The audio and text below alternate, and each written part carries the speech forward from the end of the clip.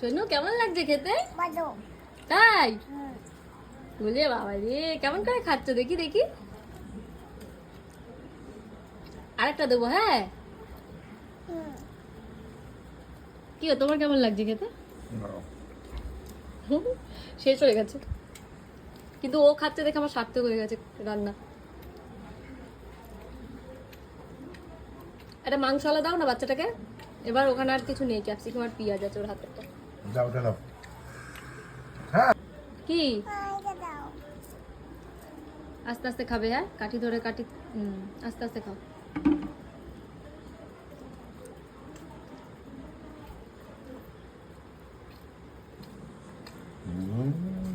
কেমন রান্না হচ্ছে?